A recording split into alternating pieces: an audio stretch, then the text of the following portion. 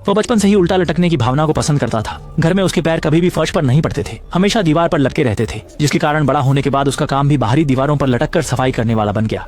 लेकिन वह कभी नहीं सोच सकता था कि यही विशेष कौशल उसे पूरी इमारत को बचाने वाला महानायक बना देगा। आज मैं आपके लिए लेकर आया हूँ डेजी रेडली द्वारा अभिनीत 007 निर्देशक कैप्टन अमेरिका मून नाइट लेखक द्वारा संयुक्त रूप से तैयार किया गया नया शो सबसे बुरे क्लीनर। मुख्य किरदार लिसा एक ऊर्जा कंपनी में काम करती है। उस रात लिसा देर तक ओवर टाइम करती है और उसी समय कंपनी की सालगिरह की जश्न पार्टी भी हो रही होती है।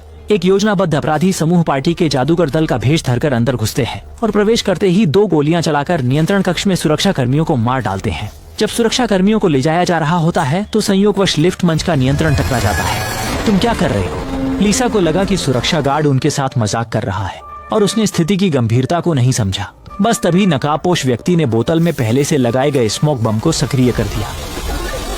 वहाँ मौजूद सभी लोगों को तुरंत ही मुंह सूखने लगा और थोड़ी ही देर में वे सभी बेहोश हो गए। लिसा ने देखा कि गलियारे की बोतल से धुआं निकल रहा है और गेस्ट रूम में लोग गिर चुके हैं। तभी उसे एहसास हुआ कि इमारत के भीतर कोई गड़बड़ी हो गई है। जब मुखौटा पहनने वाले ने यह सुना तो उन्होंने जल्दी से रस्सी की जांच की, फिर सुरक्षा बकल को कसकर बंद किया और स्थिति का पता लगाने के लिए ऊपर चढ़ने की तैयारी की। इस दौरान अंदर मौजूद सभी बड़े शेयरधारकों को ऑक्सीजन मास्क पहनाया गया, उनके हाथ बांध दिए गए और उन्हें मंच पर बिठाया गया। मुखौटा पहनने वाले ने कहा कि अगर वे सहयोग करेंगे तो वे अंत तक जीवित रह सकते हैं। साथ ही उन्होंने सभी लिफ्ट और रास्तों को बंद कर दिया ताकि कोई अलार्म न बजा सके। जब मुखौटा पहनने वाला संख्या गिन रहा था तो उसने पाया कि बॉस का क्षेत्रीय की कमी थी। दबाव डालने पर बॉस ने कहा कि उसका भाई 527 नंबर कमरे में है। जल्दी ही कोई उस कमरे में पहुंच गया और संयोग से लीजा भी उसी मंजिल पर चढ़ आई और इस दृश्य को देख लिया।